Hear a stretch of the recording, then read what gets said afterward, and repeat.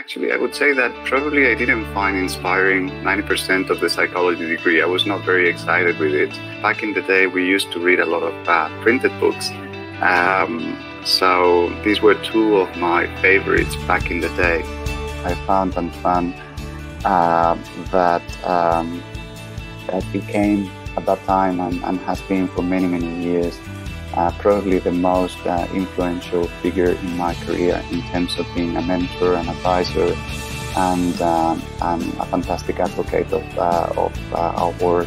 I kind of made the analogy that Iowa was a little bit of the dream team of neuroscience, same as my team. Barcelona was the dream team of soccer, planning a trip to Cambridge because there was a lot of interesting research coming from Cambridge at that time about how addiction could be linked to alterations in impulsivity at some point, and science moves because of empirical work, not because of reviews or meta-analysis.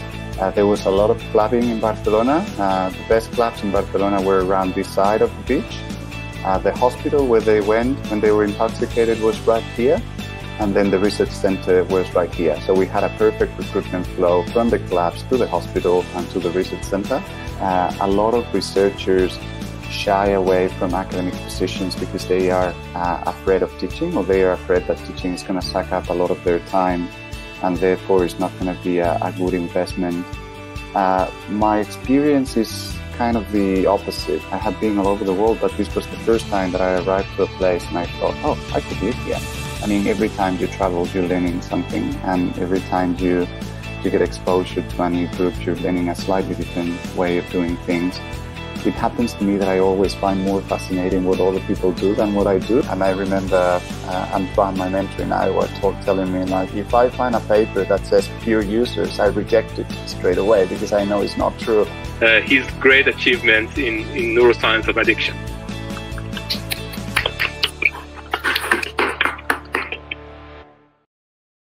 Hello, everyone. My name is Hamed Ekhtiari. I'm assistant professor at Laureate Institute for Brain Research.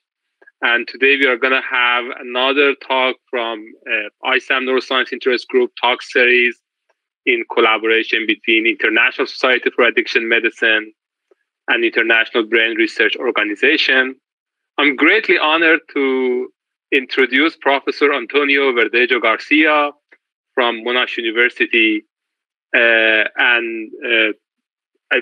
You definitely know Antonio with his great works. He received his PhD from University of Granada in Spain, and then he followed his advanced trainings in different universities, including Johns Hopkins University and University of Cambridge.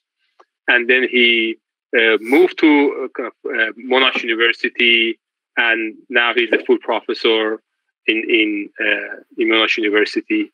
And now he's Deputy Director of Addiction and Mental Health Research Program in Monash University. He's one of the leaders in the field of addiction neuroscience. He has different positions in different major journals in the field as one of the editors in addiction, European addiction research. He has over 250 peer-reviewed journal publications with each index of 57. And he received over $6 million of research fundings for different really exciting projects in the field of addiction neuroscience. And I can see Antonio as one of the really unique scientific characters right now around the world who is able to connect basic neuroscience of addiction to the clinical work and being able to bring neuroscience to the actual clinical practice in addiction medicine. And that is really inspiring. And I always introduce Antonio to my students as a role model. If you want to be a really good scientist, Antonio would be a great role model to follow. And I'm really excited that we have Antonio as a leader in the field today as one of the speakers in this talk series. Antonio, the floor is yours. And everybody, please join me in just giving a kind of a round of applause to Antonio for his great achievements in neuroscience of addiction.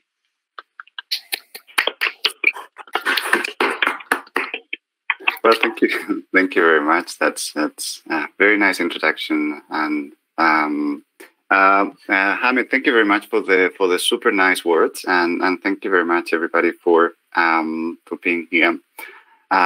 It's been such a year, right? So it's absolutely lovely to finish it with this really nice invitation to reflect a little bit on my career, and to give you a little bit of an account of my journey. So I really love the overarching theme, in love with addiction neuroscience, but I decided to put a tweak on it and put the name of my presentation as My Crush with Addiction Neuroscience. And I think the reason is because it was a crash because it came as something relatively abrupt and sudden, and it was quite intense. Although I have to say that it has become, with time, it has become enduring love. So obviously it has to become something else to last for a little bit longer. And as Hamed was saying, and you can see here, I'm currently working at Monash University in Melbourne. But I was born very far away from here. I was born in this place in Granada. So for the people who don't know the city, it's a small city in the southeast of Spain, and it is a beautiful, wonderful city. So this is the treasure of the city. Is the Alhambra or the Red Castle. And its inheritance from the Arab civilization that we had there for many, many years. So it's a wonderful place, and everywhere I go and I say I'm from Granada, most people have a lovely story about the city. And every time I show these pictures around here in Melbourne, people tell me, "Oh, how come you moved from such a wonderful place to Melbourne?" And I guess Melbourne is fantastic, by the way, but I guess that's what this talk is about, talking a little bit about how that journey has been. I have to say, though, that you probably figured that I didn't grow up in the Alhambra. That would have been lovely, but that was not the case. So I grew up in a neighborhood of the city that it's called La Chana. And so if you are from there, you call yourself a chanero, and that's what this flyer that I retrieved from somewhere tells. It tells I am chanero. And this was a working class neighborhood, so pretty standard, not as pretty as the Alhambra. But it was interesting. It's a very interesting neighborhood because it has a very, I would say, unusual proliferation of artists. We have great poets, filmmakers, musicians. So it's really remarkable for a relatively tiny place with an interesting demographic that such a lot of talented people in the arts have emerged from there. So I have to say that when I was a teenager and I was growing up with my friends, me and my friends were all about music, films, and books. So I never thought I would become a scientist or a researcher. Although I have to say that we were into quirky books, and some of them had a little bit of an addiction spin. So this was one of my favorites back then, The Naked Lunch by William Burroughs, one of the picnics. So there was a little bit of an addiction theme in those early years, but never related to science. And I did my psychology degree. So that's the Faculty of Psychology at the University of Granada. So you can see that I essentially stayed home. I was back then not very keen to go anywhere. So because I could study psychology in the same city that I grew up, I just came to the Faculty of Psychology and did my degree there. So you can see the building there was not very inspiring. And actually, I would say that probably I didn't find inspiring 90% of the psychology degree. I was not very excited with it. But it was a lot of fun. And you can see that there is a lot of stairs here. So I spent a lot of time hanging out in the stairs with some of my friends and having good fun during the degree. But again, like at that time, I did not think that I would have a career on research. But it was interesting because towards the end of the degree, I think I was in my last year. There was this opportunity to get a scholarship on research, and I just checked on the selection criteria, and it seemed that I could be competitive for the scholarship, and I just had a financial interest. I wanted to earn some money, and it was better to do it that way than being a bartender. So I thought it would be good to apply, but one of the things that you needed was a sponsorship from a professor, from someone in the faculty. And I didn't know anybody because I hadn't done any homework in terms of meeting people, making contacts and networks. So it was interesting because it seemed like I could get the scholarship, but I couldn't apply. So I was complaining in the cafeteria, telling everybody, hey, I think I could do this, but I don't know anybody. And then by chance, there was a professor there, and she told me, what do you need? And I said, well, actually, I think I just need a signature. And she was kind enough to offer the signature, and I started to work with her. And I started to do work in addiction. It was nothing related to neuroscience at that stage. But that's how random, if you want, or that's how by chance my first contact with research was. And it is true that as soon as I started to do it, I started to like it, and I realized that I was relatively good at it, and that was a good motivation to keep going. And that is how, when I finished my degree, I guess there were not many options to go next. I mean, obviously, I would have liked to enter the workforce, but it is not that you could easily enter the workforce after just having a degree on psychology. There were obviously many other options for psychologists, but everybody kept telling me, "Oh, you should do a PhD." And sometimes this varies across cultures, but in Spain, sometimes we feel a strong pressure to do what you have to do. And I guess my parents were saying that, my friends were saying that, everybody was saying, oh, you have to do a PhD. And at the same time, was a very easy thing to do because I just had to stay in the same building. I just had to keep doing the same things, hanging out with the same people. So it seemed to be a really interesting option for someone as lazy as I am. So perfect. I thought, let's do a PhD. But I didn't have massive expectations or anything like that.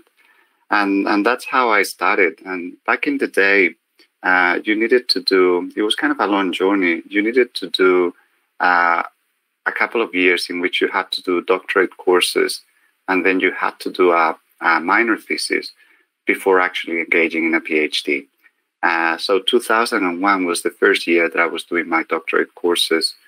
And it turned out to be a really eventful year. So I think during this year, there were a couple of things that happened that probably turned the tides for me and made a shift in my career. So the first of them is that at the beginning of the year, I went to my first scientific conference. And the only reason I went to a conference is, again, because it happened in Granada. So again, same place in my neck of the woods, no need to do any effort. And it was a conference on neuroscience. It was on the neuroscience of learning, but it had very interesting talks on things like neuroplasticity, the dopamine system. So we could probably say that it was my first point of contact with some of the concepts that then would be some of the pillars of my career. The other interesting thing is that I was an invited student to the conference, so I ended up having the same privileges as the speakers, which was quite amazing. So at the end of the conference, they took us for a little bit of a visit to the main library of the University of Granada, which is the one that you can see there in the picture. It was at night, so it was dimly illuminated. It was beautiful. You can see how amazing the library is. It looks like one of those libraries in Game of Thrones. So I was kind of shocked by having that there. I had not ever seen it as a student. And so they were showing us around, showing some of the books that they had in there. And there was a highlight, definitely, that was this codex that they had in there from the 11th century.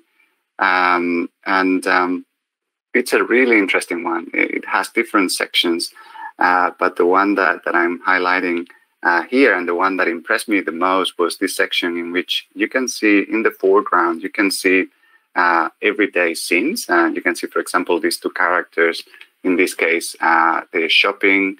There were other scenes that were a little bit more bucolic and romantic, like courtship and stuff like that. But let's say that on the front, you could always see everyday scenes.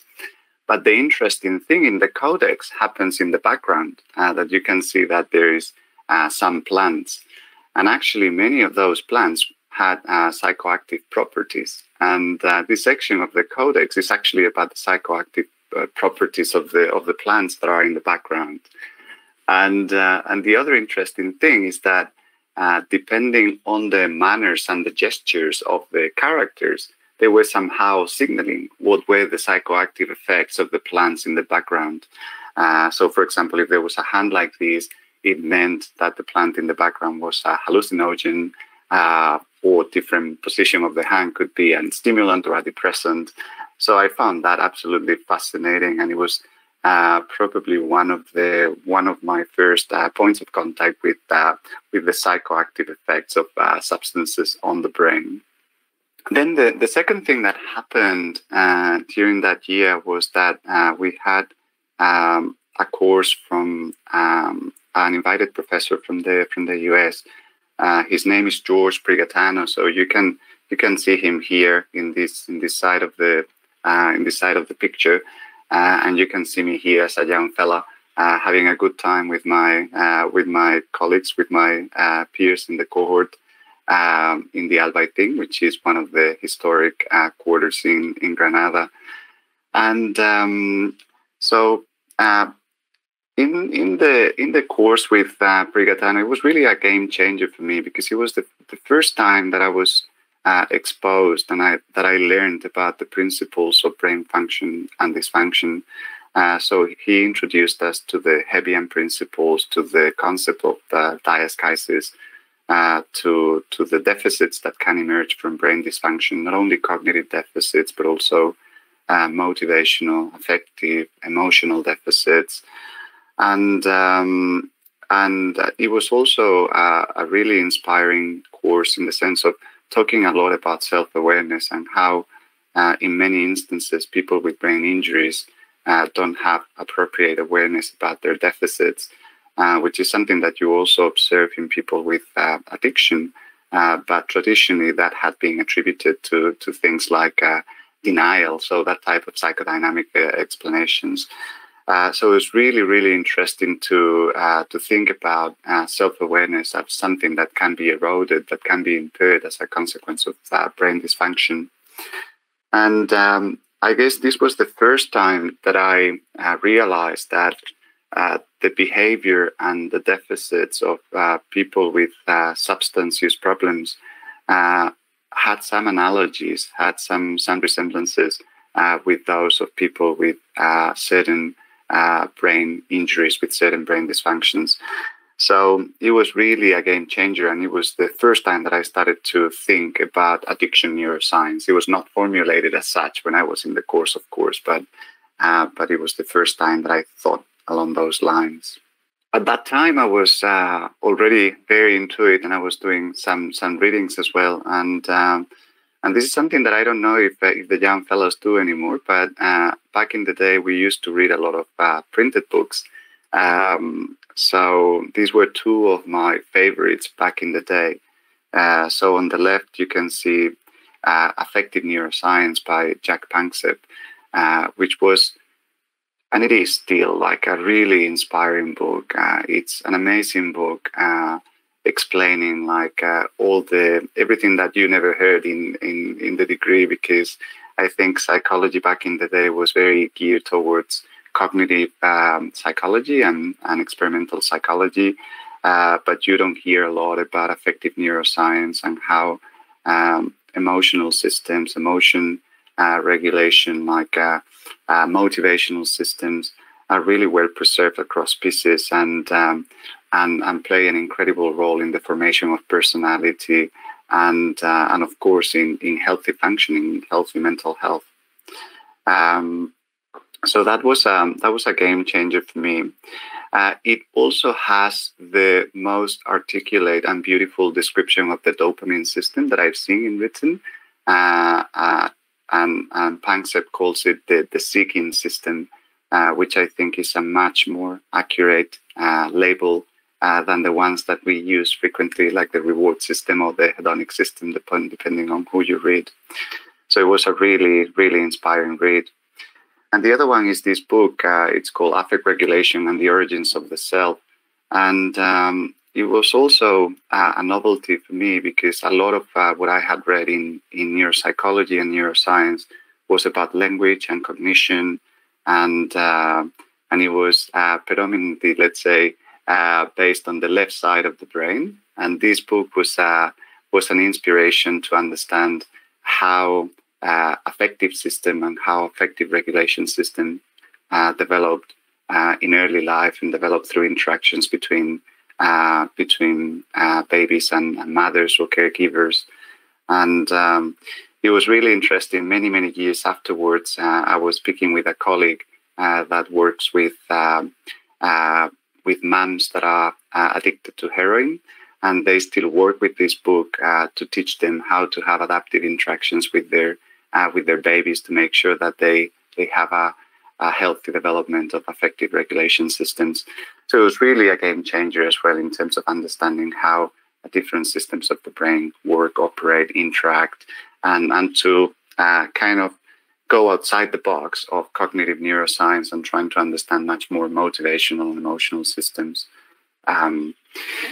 I think after all this, I was much more ready for a PhD. So I think this was the first time in my career in which I started to think a little bit more in academic terms, and I think I was ready to engage in a proper PhD journey.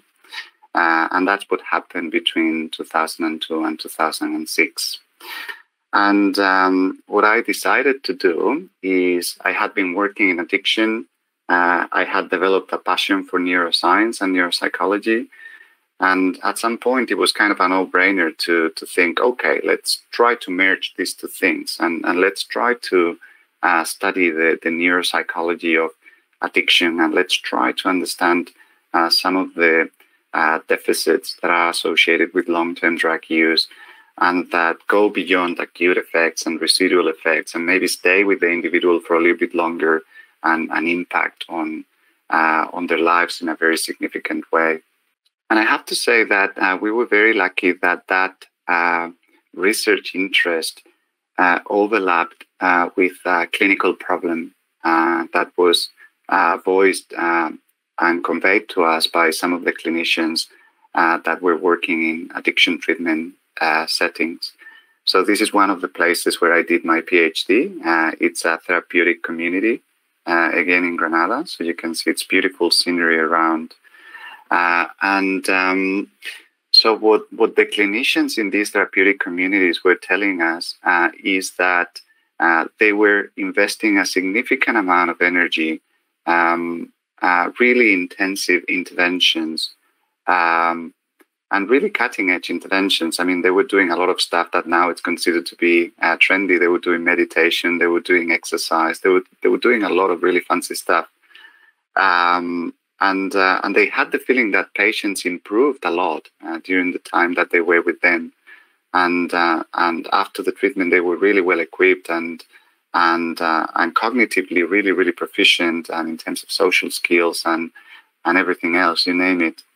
But they were telling us there is something missing because as soon as they go back to their community, they relapse and they get back to us in a question of months.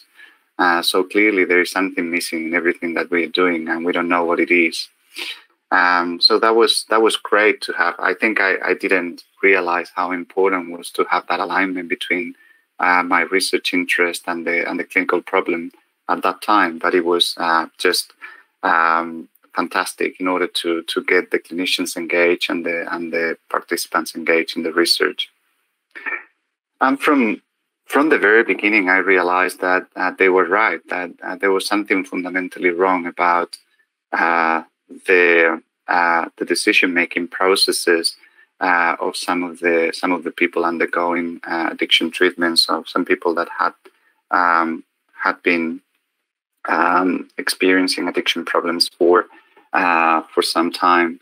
And here I have some cases from some of the guys that I was interviewing during my PhD. So we got this guy that had been stripped of his driver's license multiple times, but he kept driving. And it was like, why are you driving? You know that you're going to get fined. You're going to have problems. I said, no, it's fine. Like, so you could hear a lot of explanations and counterfactual thinking and all that. Got this guy that had been living alone in a cave for 1 year, no social contact whatsoever, no friends, no family, nothing.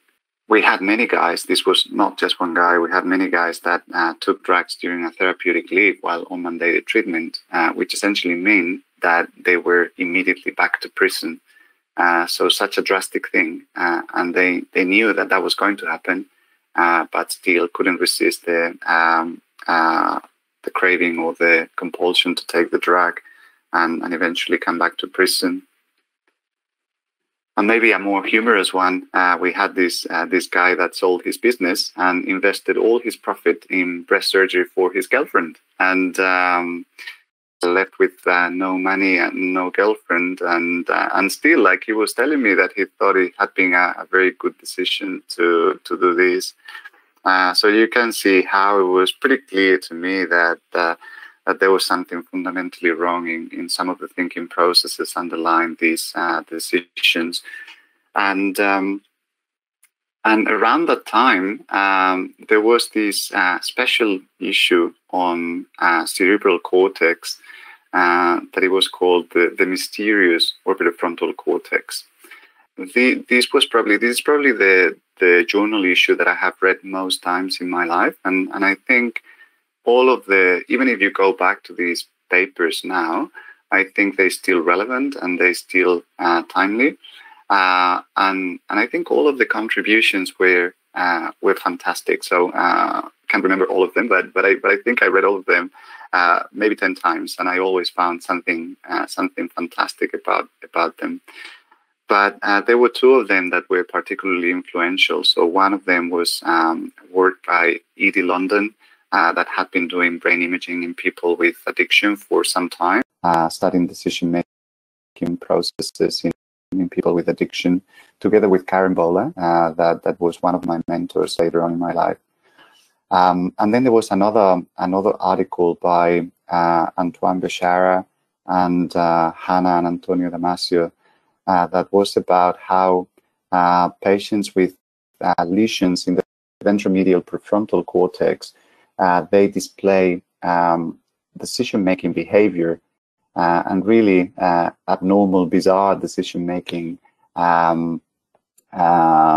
behaviors that were quite similar or were quite aligned with what you observed in people with addiction. So they were already making the connection between damage or dysfunction in the ventromedial prefrontal cortex or the orbitofrontal cortex and the bizarre decisions that are often seen in people with addiction.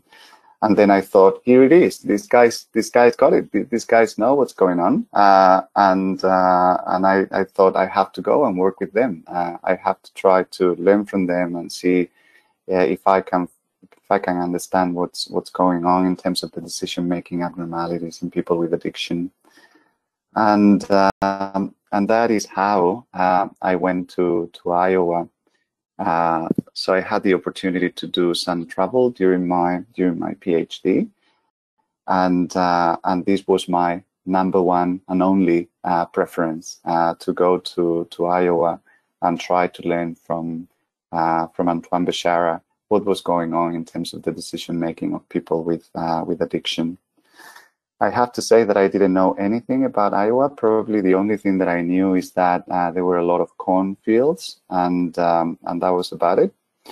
But I was quite aspirational, so I was trying to improve my English, and then what I did is Granada has a lot of exchange students, so I looked for an exchange student from Iowa. So I was catching up with an Iowan girl, and I was trying to pick the accent from the very beginning. So you can see that I was kind of very aspirational, especially because my English was terrible by that time. So it was a little bit of a delusion to think that I could pick up any accent. And the other funny thing is that back at that time, the internet was not so handy. So you couldn't Google Antoine Bechara and see some pictures to see how he was. And the matter of the fact is that I didn't even know if he was a man or a woman. And I was even more confused because I came across someone in a conference, and I told him, "Oh, you know if Antoine is a man or a woman?" And told me, "Yeah, I think it's a woman." So I kind of arrived to Iowa thinking that I was going to find a woman, but it was not a woman. I found Antoine that became at that time and has been for many years probably the most influential figure in my career in terms of being a mentor and advisor, and a fantastic advocate of our work. He could be quite challenging sometimes as well. So he was a tough guy, I remember. I went to his office once with an idea, and he told me something like, "Antonio, that has been done for 50 years. Go back to the basement and don't come back to my office until you really have a good idea." And I guess like you could have taken that in different ways, but for me it was a great motivation because I thought he's. But the reality is that it was not only him there in Iowa. So you had Antoine, but you had as well Antonio and Hannah Damasio. You had Ralph Adolphs, who had done incredible work on the impact of amygdala lesions on emotion processing. You had Dan Tranel, that was an incredible neuropsychologist. We had clinical sessions with Dan Tranel every week, 7 in the morning, and everybody showed up, partly because they were very interesting, but partly because Dan could freak you out a little bit. Like he's quite an intimidating person, but quite a wonderful person at the same time. So you could, I kind of made the analogy that Iowa was a little bit of the dream team of neuroscience, same as my team. Barcelona was the dream team of soccer at that time. So here you can see the lineup of the dream team. You can see a young Pep Guardiola here. He later on became one of the most famous managers in soccer.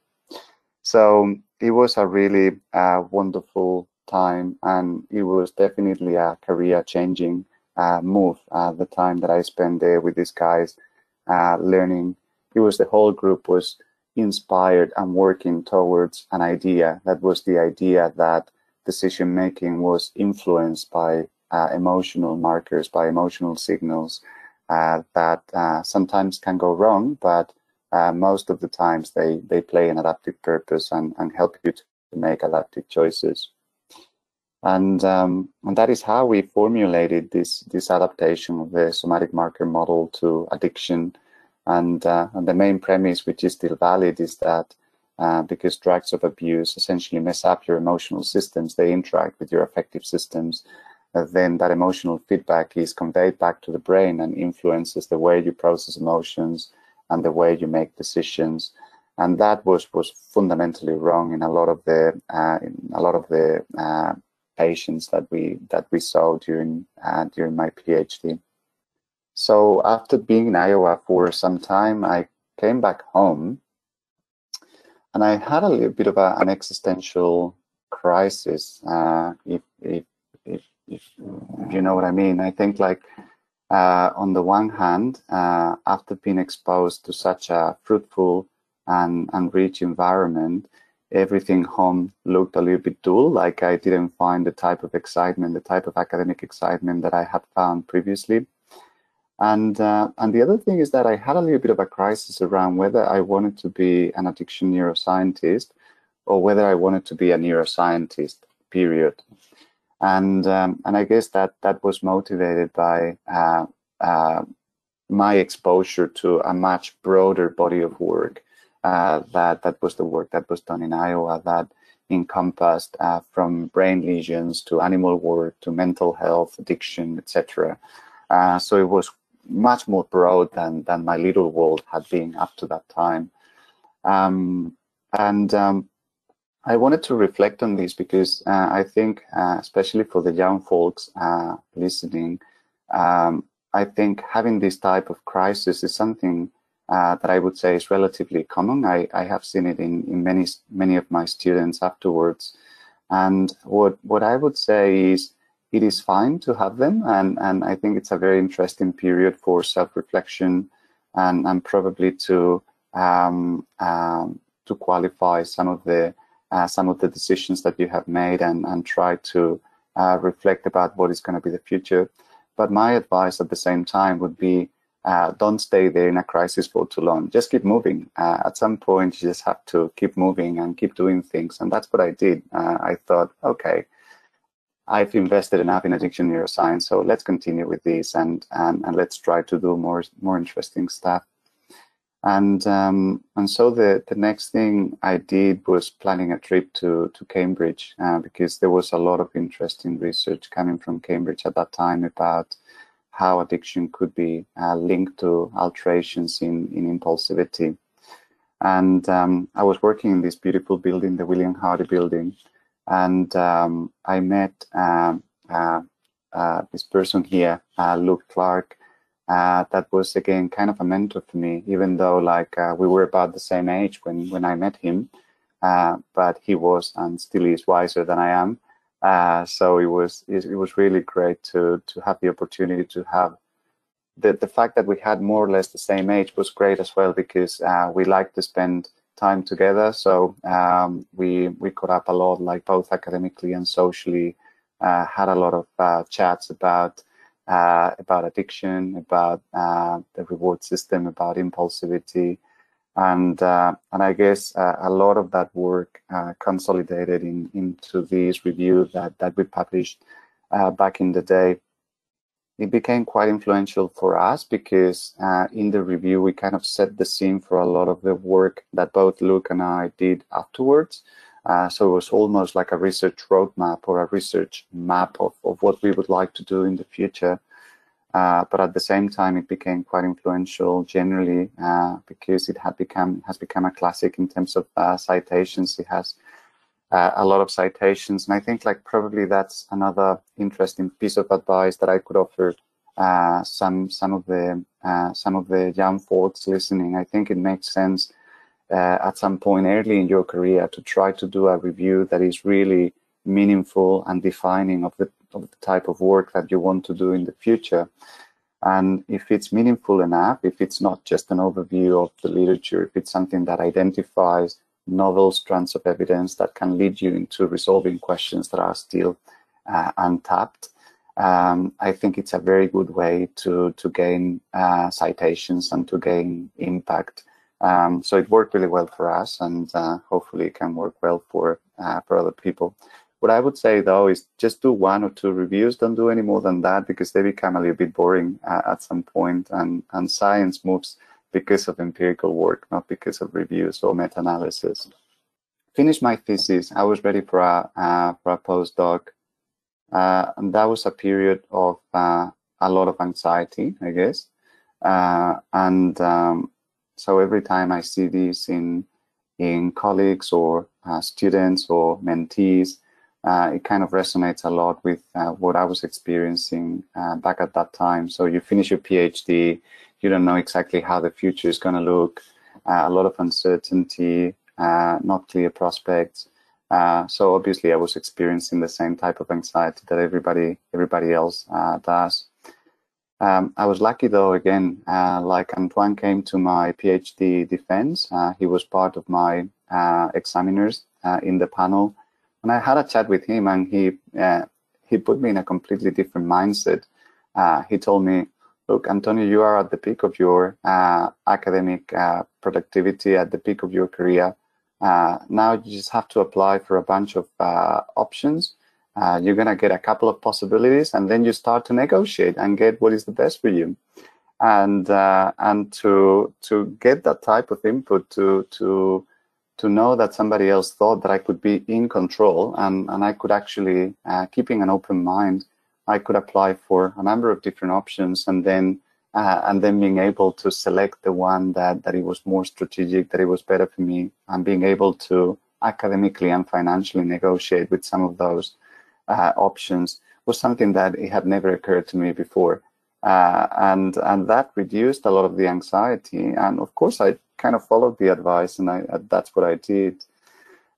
Before that, I wanted to do one more thing. I wanted to go to the States and work with Karen Bola, that had been doing really amazing work in the neuropsychology of addiction, especially cocaine addiction. But she was starting to do really exciting work into neuropsychological consequences of heavy marijuana use. So I went to Baltimore and spent some time there as well. Like, very different experience. I didn't know back in the day that was actually the best place to do addiction research. If you know what I mean. Like, if you're fans of the TV show The Wire, that's a little bit of what I found in Baltimore. I'm joking, of course, but it was great. Like, I was there at Hopkins, and it was co-located with the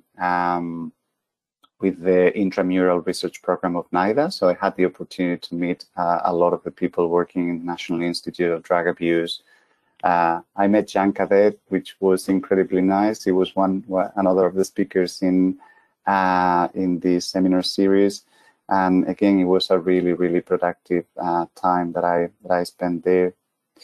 And after that, I did my postdoc. I had 2 or 3 options, and you could not say that my choice was not the best one. So I ended up working in Barcelona in this research center, which is literally in front of the beach. So my office was somewhere around here. I don't know if you can see my mouse. Hopefully you can. So it was a beautiful, fantastic place, and it was a pharmacology unit, pharmacology and neuroscience unit. So it was a little bit of a change in the sense that they were very interested both in the acute and the long-term effects of different substances. We were doing a lot of work on emerging drugs and clubbing drugs like MDMA. So it was an exceptional time that I spent there, both in terms of my personal life and social life, and also in terms of research, because there was a lot of clubbing in Barcelona. The best clubs in Barcelona were around this side of the beach. The hospital where they went when they were intoxicated was right here. And then the research center was right here. So we had a perfect recruitment flow from the clubs to the hospital and to the research center. And we managed to do a lot of research in a short period of time. And the other thing that I learned here during my postdoc, and that is something that I also strongly recommend to do early in your postdoc, is to write grants. These guys taught me how to write grants. I think to be able to learn to do that early in your career is fantastic, because it's kind of the gate for independence. As soon as you become proficient writing grants, and you know that there is a certain way of writing grants and a certain style and grammarship that you have to master, as soon as you get that, it's kind of the way to gain your financial independence and become a principal investigator. So obviously the grants that I wrote when I was here were not the best, but they were good enough to get a couple of good projects, and I still use the same a lot of the tricks that these guys taught me during the time here to keep writing my grants these days. And this was another interesting time in my career, when I was working in that beautiful place in a really nice lab surrounded by amazing people. I was learning a lot.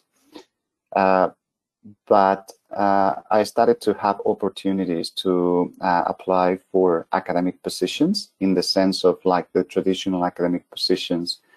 So having like a little bit of research, but a lot of teaching and a lot of administration.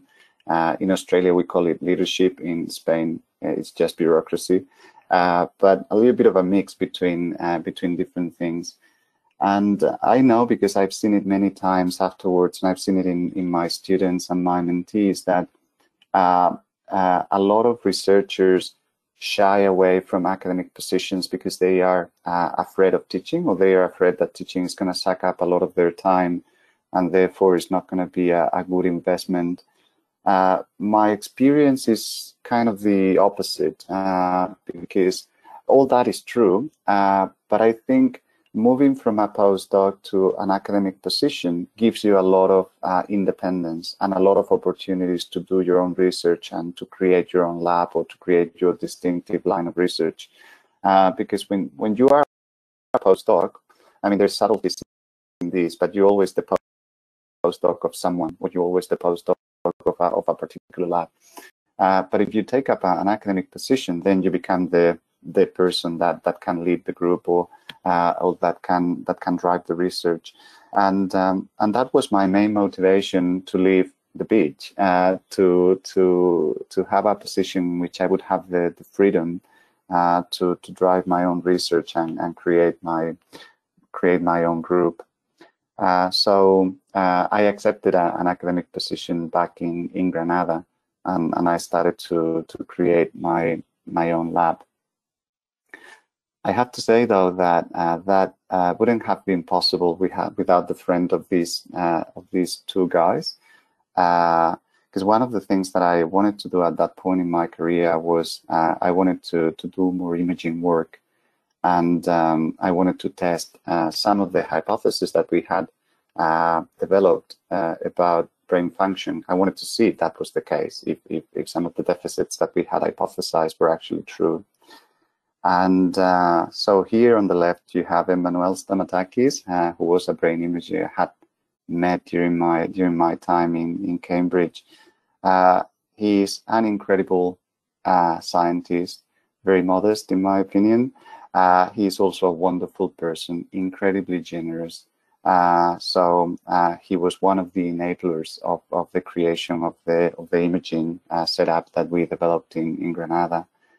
The other person on the right here is Carlos Soriano Mas, and I could say pretty much the same things that I was saying about Emmanuel. Incredible scientist, incredible person, incredibly generous. On top of that, he has the most amazing sense of humor. So even in the most dramatic and crisis situations, he could crack a joke that is going to make you crack up. And the thing is that both of them were generous enough to come to Granada, help me set up the imaging lab, co-supervise some of the PhD students that were starting to do their job at that time. And thanks to them, we were able to pull out a program of research in neuroimaging. And we started to test some of the hypotheses that we had developed over the time. So this was some work that we did on structural MRI, on the neural underpinnings of impulsivity in cocaine addiction, and this is some work that we did essentially testing the hypothesis of the somatic marker model, and here in this study, essentially we could prove that people with addiction have blunted ventromedial prefrontal cortex activation when they are making decisions that involve complex scenarios like moral dilemmas. So it was like eventually seeing the somatic marker hypothesis realized, in the sense that we could now observe those deficits in brain activation linked to making those type of decisions. So kind of closing the circle and finding a little bit of a neurobiological underpinning of the type of bizarre decision making that we had seen over the years in patients with addiction. And through that, we started to grow the group with amazing colleagues and amazing students that then became postdocs and great scientists. We also branch out. Here you can see Jose Miguel. He's a clinical psychologist with expertise in personality disorders. So through him, we started to look not only into addiction, but also into the comorbidities that often happen with addiction and especially personality disorders. And you can see here that I was starting to become a leader, because you can see I have a cross on top of my head. So when in Spain, if you have a cross on top of your head, it's because you're the absolute leader of everything. So that was the beginning of my leadership skills. And I didn't stop there. Like I told you at the beginning that I didn't want to move from Granada, but at some point traveling becomes addictive, and I decided to, with one of my best friends, to do a little bit of a sabbatical in Melbourne. And I was working here in the Alan Gilbert building in the University of Melbourne. And from the very beginning, when I arrived to Melbourne, I was fascinated by both the hub of researchers in addiction neuroscience that we had here, and also by the lifestyle in Australia. I had been all over the world, but this was the first time that I arrived to a place, and I thought, oh, I could live here. I think that this could be a very nice place to live. But all that was theoretical, was hypothetical. I was not thinking in moving here in any way. But then I met these two troublemakers. So on the left, you can see Julie Stout. She was one of my heroes, even before I met her, because she had done a lot of amazing work on computational modeling of decision-making in people with addiction. So that was quite pioneering work on something that has become, as you know, quite timely these days. And actually, we're doing a lot of computational modeling of our old data of decision-making at this time.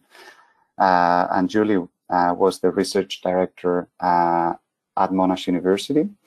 And Dan Labman, another of my heroes, I had read a lot of his work, and he was one of my hosts during the time that we spent in Melbourne. So they took me to lunch, and I think they didn't even buy me wine. They just convinced me with their persuasion skills that Monash was opening new positions, and that they thought that I would be a great fit, and they wanted to do a lot of new studies on addiction, and they kind of made the promise that here we would be able to do a lot of clinical trials of novel interventions to try to address some of the cognitive deficits that we had identified. And to me, that was quite appealing, because after spending something like 10 years observing deficits, characterizing deficits, I thought that I wanted to do something about them rather than keep telling people what was wrong, trying to do something about it. And that's how I took the leap of faith, and I arrived to Australia back in 2012. Any relocation has a cost, and obviously it took a little bit of time to grow a new group, and this is how the group looked like in 2015, maybe. So it took 3 years to grow a little bit. The interesting thing is that most of the people here is no longer with us. They have moved on, most of them, into academic careers or clinical careers, which is really, really exciting. So we keep evolving, we keep changing, and I guess for people that move locations, they have to be aware of there's always going to be a cost, but of course with that cost comes also the excitement of growing something novel, growing something new, and I think that's something that was kind of the engine behind a lot of the decisions that allowed me to create a new group. And then the promise was eventually realized. So ever since I arrived here, I was just trying to sell to everybody that we had to do some cognitive training during detox. But it took someone else, Vic Manning, to arrive to Melbourne, and we started to work together back then, and she took the lead, and eventually we developed this trial to test cognitive bias modification during early detoxification, and we showed that it worked. It was recently published in JAMA Psychiatry, so it was a little bit of closing the circle of moving to Australia with the motivation of doing a little bit more about recovering these deficits. And you can see that nothing happens quickly. So it took about 7-8 years to eventually make it possible. And of course, thanks to the help of many, many people, but eventually happened. And there's many more trials of cognitive training and cognitive remediation that are going to come from us in the next few years. And that's kind of the end of it. Like you can see here the journey. It took me a little bit of time to leave my couch. I was pretty happy and comfy there, so I was not keen to leave Granada at any point in time. But once I left, then I could not stop. So that can tell you something about how wonderful and how appealing is moving around, traveling, knowing other research cultures, knowing other cultures in general. And I feel really privileged, but at the same time, it's just, I mean, every time you travel, you're learning something, and every time you get exposure to a new group, you're learning a slightly different way of doing things. It happens to me that I always find more fascinating what other people do than what I do. So that is good, because it's a good motivation to learn and then to incorporate some of those learnings into what you do.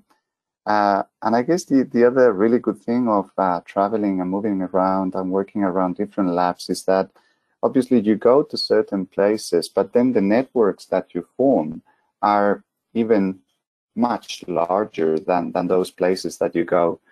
So this is a display that Monash does for us about the location of our collaborators around the world based on things that you, based on where people that you have published with is located. And you can see that now, like, the network is all over the world. And obviously, Hamed has been a great catalyst as well. Like he and I have been promoting this neuroscience interest group, and that has been a great catalyst of the international network. But of course, you can only imagine all the advantages that give you being well connected, having these broad networks, being able to use the numbers to achieve more ambitious things and address more ambitious research questions. I wanted to acknowledge some of the people that I haven't explicitly mentioned during the talk, my PhD supervisors, Paki and Miguel. Alfonso, who was back then was my fellow student, one of the students in my cohort. He became an amazing neuroscientist himself, and he's been able to track some of the pictures that I will show him today. Different institutions and organizations, including the organization that currently funds me, the Medical Research Future Fund. And thank you to Monash for being such an amazing university and context, the Neuroscience Interest Group and ISAN, but I think it's a really lively, vibrant group. And the Young Academy of Spain, I became a fellow of the Academy this year, this really strange year. So very proud and humbled to be part of it. So thank you very much. Hopefully you listened to all of that. I didn't get any feedback, of course. This is a problem with online talks, but very happy to take questions if you have some. Thank you very much, Antonio. It was a really inspiring talk. It was exactly to the point of this talk series of sharing personal experiences. And it was such an educational kind of process that you shared with us today. I personally enjoyed your talk, and I've been in many of your talks in different places. The first talk goes back to the time that you were presenting in Japan. I clearly remember your talk there. And then I've been in many kind of different talks that you have provided in different meetings. But this was the first time I was kind of listening about your personal journey. And I really learned many things about that. And thank you very much for sharing your personal story with us today. And we are already receiving lots of kind of interesting feedbacks and questions in the chat space. So what are the requirements or expectations that you have for your students that are interested to join your lab as a PhD students? So what are the things that you think that students should pick up during their undergraduations, being able to kind of get to a quality level that could send an email and say, Professor Verdejo Garcia, I'm really interested to join your lab, and then you consider their application based on what they have done before doing their PhD? Yeah, well, it's a very good question, and one that is incredibly difficult to answer. Because I think the main thing that I think it's important is the motivation and the drive, and that is very difficult to judge based on an initial email.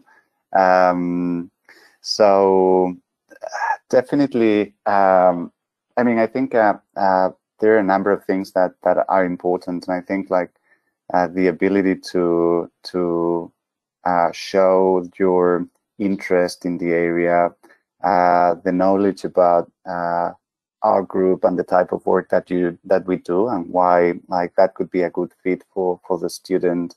That is obviously something that you can write in an email. So I would strongly recommend not only to email to me, but to any other lab head in the world to do a lot of background work and to really try to understand if that is the lab for you and why is the lab for you, and then to try to articulate that in your letter, saying like, look, I'm really fascinated by this. I really have this question, and I think because of the type of work that you do and because of these reasons, I really think that this is the place where I could thrive. Obviously, if someone has done that type of background work and they can give you a very strong motivation of why that's the case, that is going to be a huge advantage. But as I was saying, I think it's easy to start a PhD, but it's really difficult to complete it. So keeping the energy, keeping the motivation and the drive is the key thing. And you don't know about that until you've been working with the student for maybe a good year. So that's the thing that makes it really, really tricky. Yeah, I couldn't, and I've used all different types of techniques when I interview people and when I ask them for some examples of their work and so on. I haven't found anything that is clearly predictive of whether someone is going to be able to thrive in a PhD or not. I've made many mistakes, and I think I will do more mistakes in the future. At the same time, I had some really good hits, and some of those are fantastic stars these days. So I think, and sorry, I'm not being very useful here, but I would say to people interested in doing PhDs, make sure that you have the motivation, make sure that you find something that fascinates you, and make sure that you keep the energy going and you keep the action going all the time. As I was saying, reflection is good, but only for a limited time. It's much better to do things. It's much better to do stuff. And in terms of approaching lab heads, I think that the critical thing is to show them that you know them and that you know their work and you know how their work can be unique and distinctive to help you achieve your goals.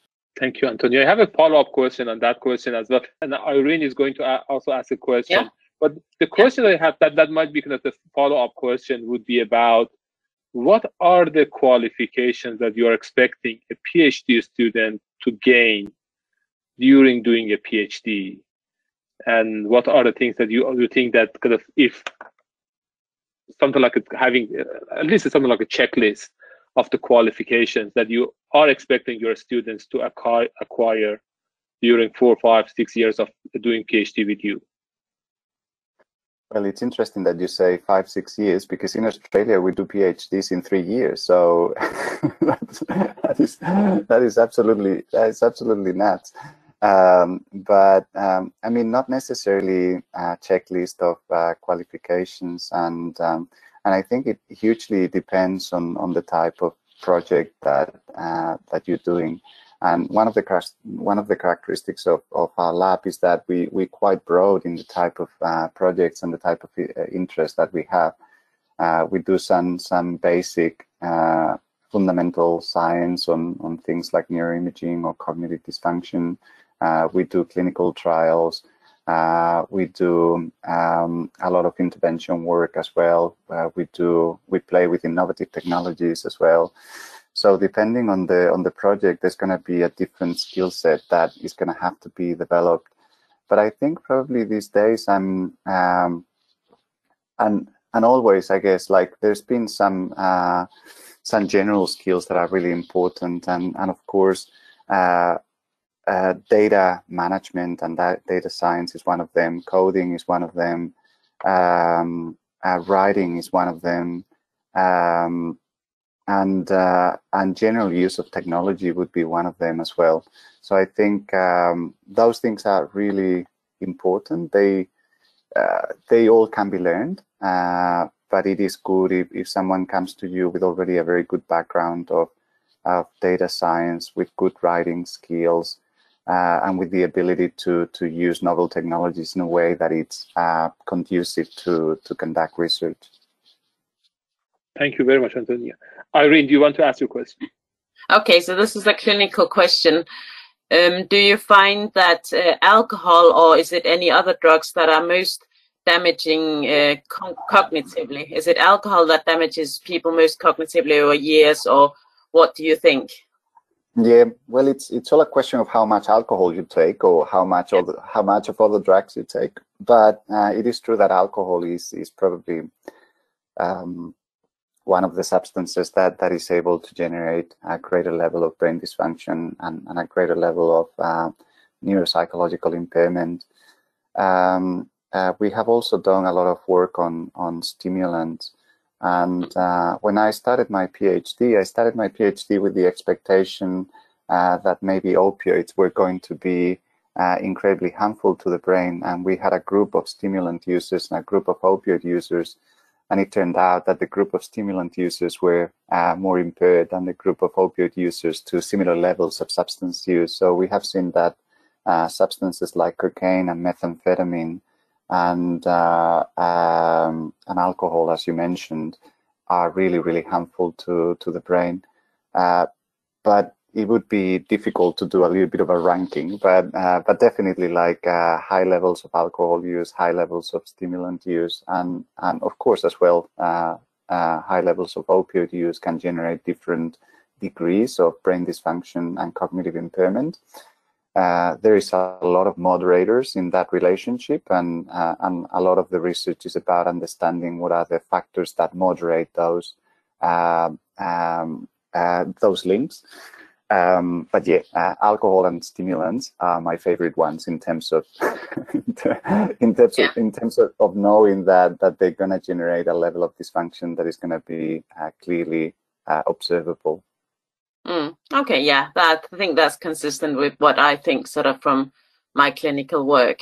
So quite interestingly, I've got about 5 males who are addicts, have been opioid addicts and now are on maintenance, and who are all very, very highly gifted, probably got some ADHD and personality disorder. But if their life had been different, they would be doing the same as you. It's just that, you know, they've been pushed in wrong directions, and but they are very, very gifted, but they're absolutely wasting their time. And you know, one of them has passed their ordinary degree in chemistry from Copenhagen University 10 years ago, and he's done absolutely nothing since then.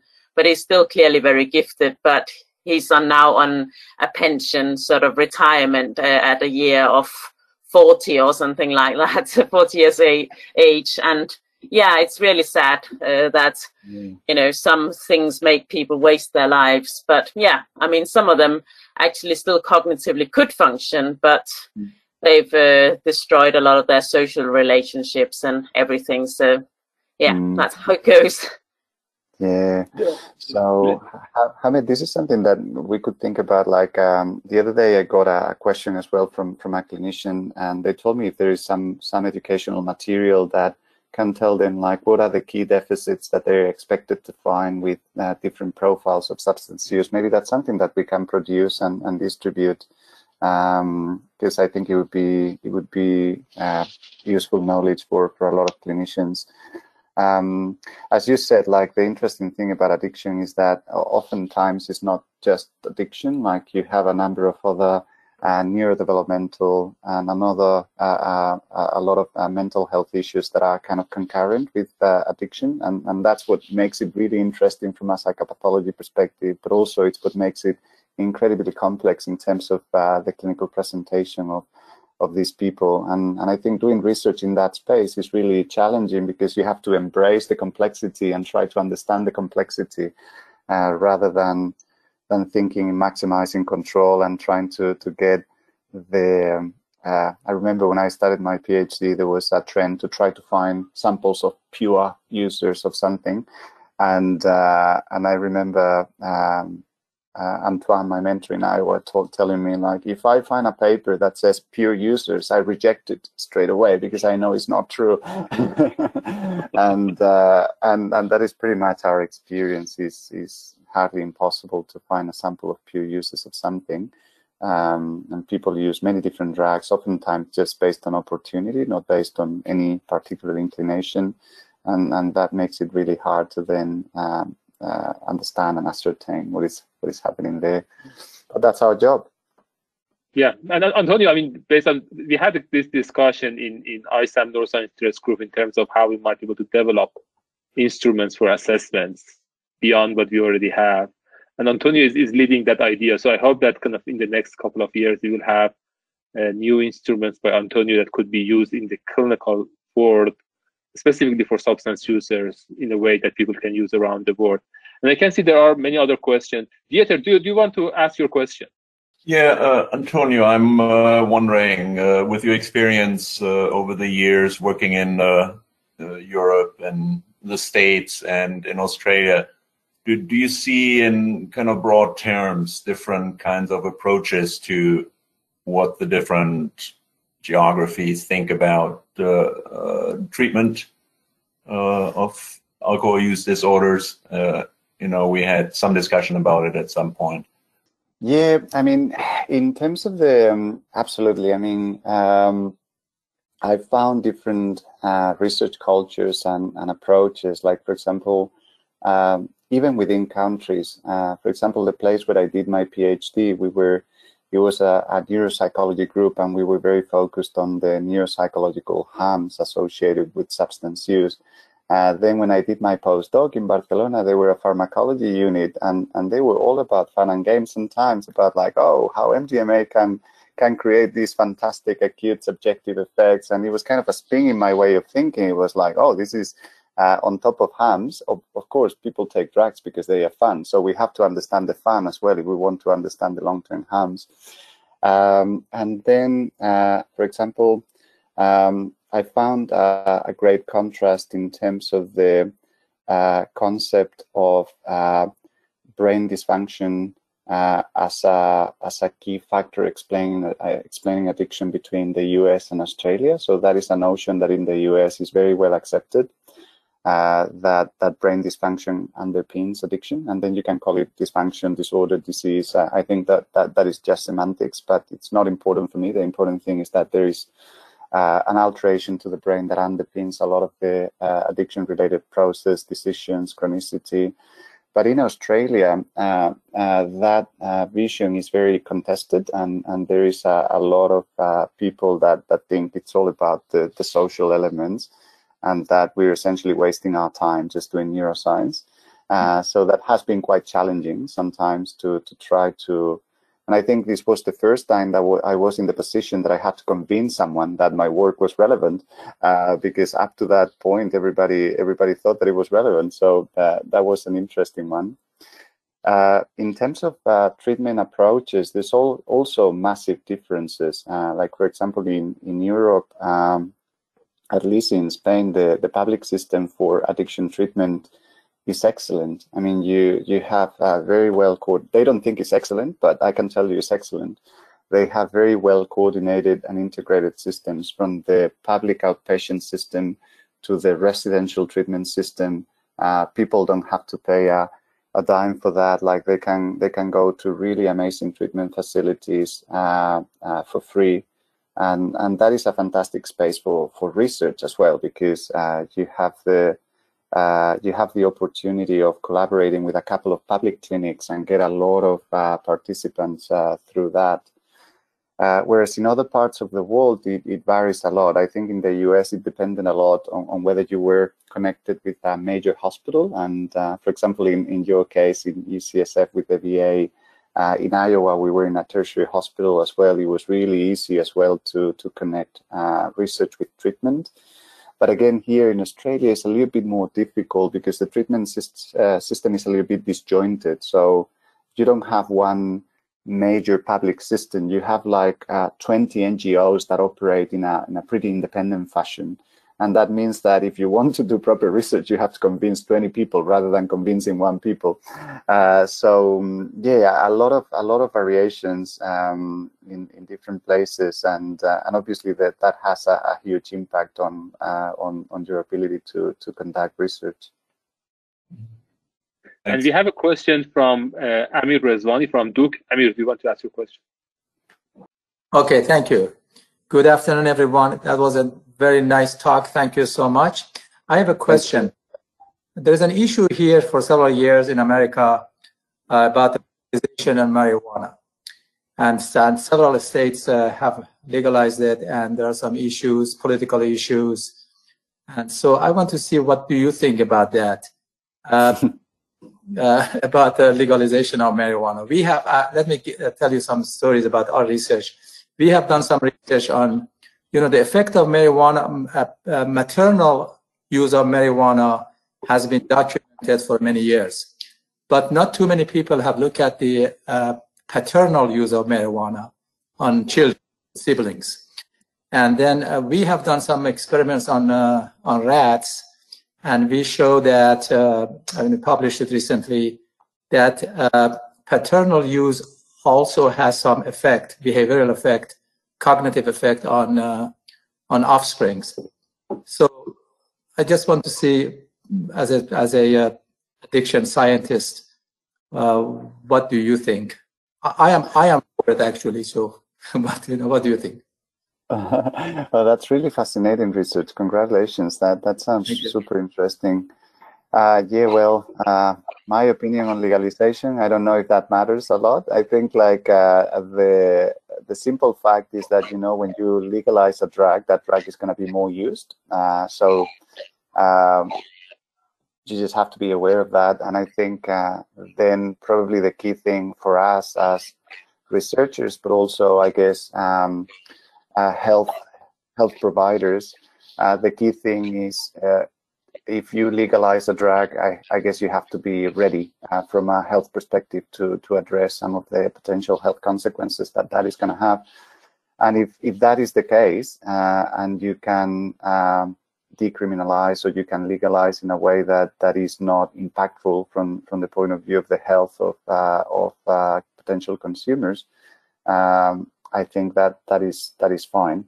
But as I said, it's not that my opinion it's particularly well versed or important in this matter. What it is true is that, of course, we have done a lot of work on the cognitive consequences of heavy marijuana use, and we also did. When I say we, I mean Karen Bola was the principal investigator in those studies, and I was a collaborator. We did some pretty cool studies in which we took heavy marijuana users and we put them in the clinical research unit at NIDA for 28 days to try to discontinue marijuana use. And I remember those days, the nurses working in the clinical research unit, they were absolutely shocked by the amount of anxiety, irritability, behavioral problems that they observed in the people that had been heavily taking marijuana for a long time, and then when trying to discontinue it, on top of cognitive problems and sleep problems. It is also true that when people maintain abstinence for something like 10 to 15 days, a lot of those cognitive deficits disappear, and there is only some lingering deficits that impact on episodic memory and probably some of the executive functions that are related to episodic memory and working memory. So it is. That's what we have learned, and I think that is information that is very well known by policymakers. So I think it's always a balancing act to make decisions around whether to decriminalize or legalize substances, because you know that certain patterns of substance use are always going to have some consequences for health. But if the user and the system is well equipped to cope with those problems, then probably it's not such a bad idea, because obviously it has some advantages as well. But yeah, we cannot make the case that marijuana is a clean drug or a healthy drug or anything like that, or is natural. Some people tell me, no, it's natural, it's fine. It's like, yeah, heroin is natural as well. It's true. Thank you, Antonio. We are just in the last few minutes of this session today. There is a question here, and I just wanted to add a few other things to that question, asking you about your kind of country of origin and being from Spain, and then moving from Spain to Australia. How much do you feel that you like to be back to Spain? And as a person, a scientist who have been kind of moving from your home country to work in another country, and I know that you call Australia as your home right now.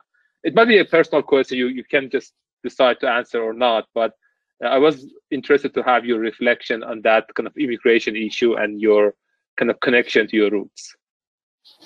Yeah, look, like as you say, it's a difficult question. Obviously, as you say, like I call Australia home, and it is true. I totally feel home. I'm an Australian now as well, so kind of a double national, Spanish and Australian. But obviously, family is back there, and some of my best friends are also back there. So there is always that feeling of that temptation, or it would be so nice to be close to them. So of course, there's a little bit of that. But I'll tell you the solution. The solution is to always travel in a way that you spend the summer in Australia and in Spain. So I can be in Australia between October and April, and then I can be in Spain between May and September. How that sound? I think that's a solution. That's a great solution. Thank you very much for your answer, Antonio. Is there any final words that you want to wrap up your session with? No. Thank you very much, everybody. I hope it's been interesting. For me, it was really interesting. It was a great opportunity to reflect a little bit, to remember things that I remember them, but they were kind of like hidden there in the hippocampal system somewhere.